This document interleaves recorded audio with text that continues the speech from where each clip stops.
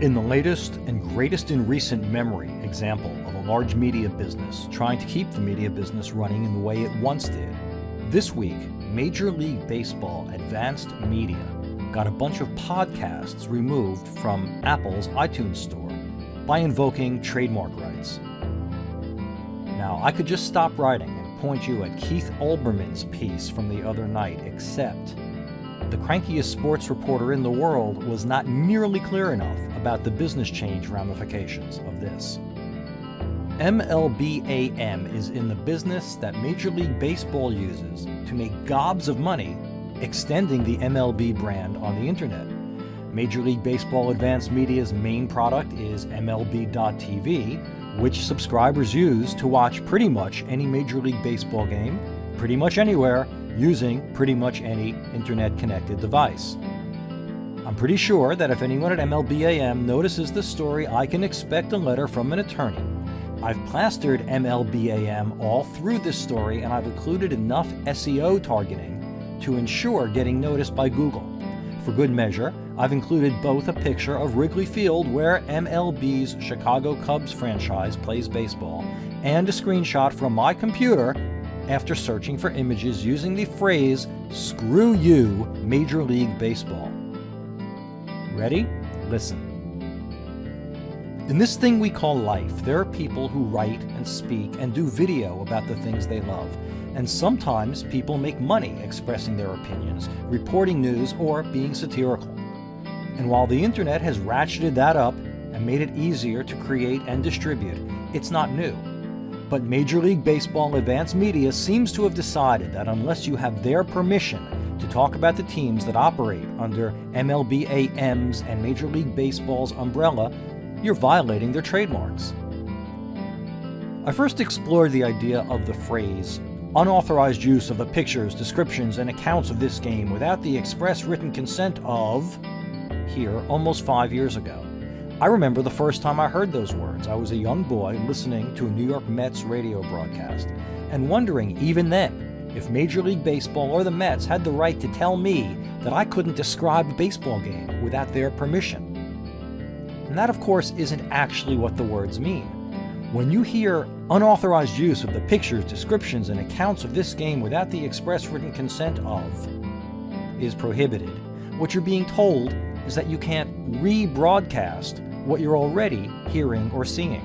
There's nothing stopping you from setting up your own media outlets specializing in coverage of the Mets, the Yankees, the Cubs, or any other professional sports team or league, trying to get attention and, yes, profiting from that.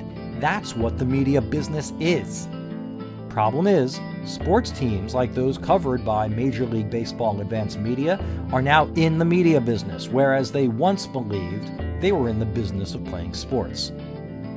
There was a time when businesses protecting trademarks did so by sending the aforementioned attorney's letter, but MLBAM, rather than contacting the podcasters who spend their time passionately discussing their favorite sports teams, decided that a faster way to handle them would be to cut off their distribution. MLBAM approached Apple demanding that the podcasts be removed from the iTunes Store because they were violating Major League Baseball trademarks. Apple did what most companies faced with media takedown requests would do. They cut off the podcasts and they began investigating the issue only after people with big megaphones like Keith Olbermann opened their mouths. And it appears that the Mets, Yankees, Twins, and other podcasts attacked by MLBAM will be returning to iTunes. I've picked on the way the NFL defends its trademarks on the phrase Super Bowl a couple of times.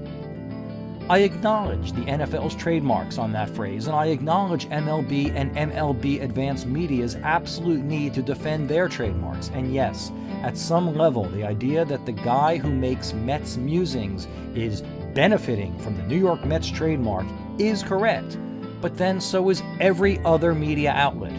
Unless Major League Baseball Advanced Media is trying to point out that blogs or vlogs or podcasts aren't journalists, well, that's not the problem.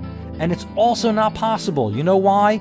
Keith Olbermann blogged for MLBAM from 2009 until 2013.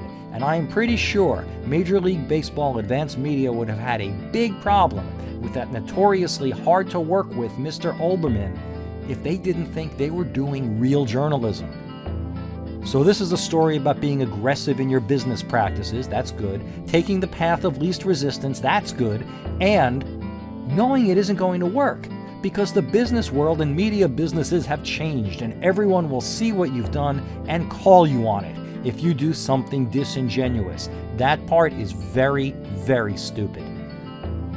The world and the business of media are changing. Who are you? Who owns your copyrights and trademarks? I own them. Don't like that? I think you know where to find me. I'm the Answer Guy, and I'll be back.